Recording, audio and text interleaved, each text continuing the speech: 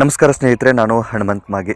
ಈ ಒಂದು ವಾರ ಬಿಗ್ ಬಾಸ್ ಮನೆಯಿಂದ ಜಾನ್ವಿ ಅವರು ಹೊರಗಡೆ ಬಂದಿದ್ದಾರೆ. ಅಂದರೆ ಔಟ್ ಆಗಿದ್ದಾರೆ, ಎಲಿಮಿನೇಟ್ ಅಂತ ಹೇಳ್ತೀವಿ, ಸೊ ಎವಿಕ್ಟ್ ಅಂತ ಹೇಳ್ತೀವಿ. ಸೊ ಬಿಗ್ ಬಾಸ್ ಮನೆಯಿಂದ ಅವರು ಹೊರಗಡೆ ಬಂದಿರ್ತಕ್ಕಂಥದ್ದು. ಈ ಕುರಿತಾಗಿ ಬಿಗ್ ಬಾಸ್ ಮನೆಯಿಂದ ಜಾನ್ವಿ ಹೊರಗಡೆ ಬರೋದಕ್ಕೆ ಮುಖ್ಯವಾಗಿ ಇವರು ಮಾಡಿರ್ತಕ್ಕಂಥ ಕೆಲವು ತಪ್ಪುಗಳನ್ನು ಗಮನಿಸ್ತಾ ಹೋಗೋಣ. ಸ್ನೇಹಿತರೆ, ವಿಡಿಯೋನ ಕೊನೆವರೆಗೂ ನೋಡಿ. ನೀವೇನಾದರೂ ಮೊದಲ ಸಲ ನಮ್ಮ ಚಾನಲ್ ನೋಡ್ತಿದ್ರೆ ಈ ಕೂಡಲೇ ಸಬ್ಸ್ಕ್ರೈಬ್ ಮಾಡಿ. ಹೆಚ್ಚಿನ ವಿಡಿಯೋಗಾಗಿ ನೋಟಿಫಿಕೇಷನ್ ಬೆಲ್ ಐಕನ್ ಕೂಡ ಕ್ಲಿಕ್ ಮಾಡಿಕೊಳ್ಳಿ.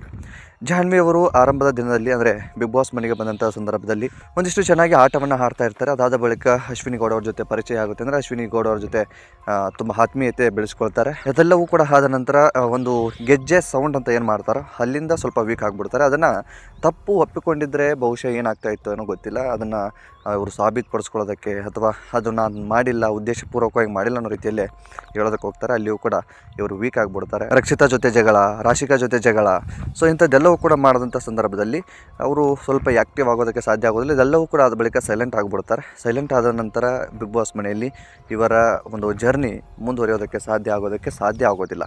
ಸೊ ಹಾಗಾಗಿ ಜನಗಳು ಇವರು ಕಾಣಿಸ್ಕೊಳ್ತಾ ಇಲ್ಲ, ಇವರು ಮತ್ತೆ ಆ್ಯಕ್ಟಿವ್ ಆಗ್ತಾ ಇಲ್ಲ, ತಮ್ಮತನವನ್ನು ಕಳ್ಕೊಂಡಿದ್ದಾರೆ ಅನ್ನೋ ಕಾರಣದಿಂದಾಗಿ ಓಟನ್ನು ಹಾಕಿರ್ತಕ್ಕಂಥದ್ದು ತುಂಬ ಕಡಿಮೆ ಆಗಿಬಿಡುತ್ತೆ. ಹಾಗಾಗಿ ಬಿಗ್ ಬಾಸ್ ಮನೆಯ ಓಟು ಅಥವಾ ಬಿಗ್ ಬಾಸ್ ಮನೆಯಲ್ಲಿ ಮುಂದುವರಿಯೋದಕ್ಕೆ ಓಟುಗಳು ಕಡಿಮೆ ಆದಂಥ ಹಿನ್ನೆಲೆಯಲ್ಲಿ ಈಗ ಅವರು ಬಿಗ್ ಬಾಸ್ ಮನೆಯಿಂದ ಹೊರಗಡೆ ಬಂದಿದ್ದಾರೆ.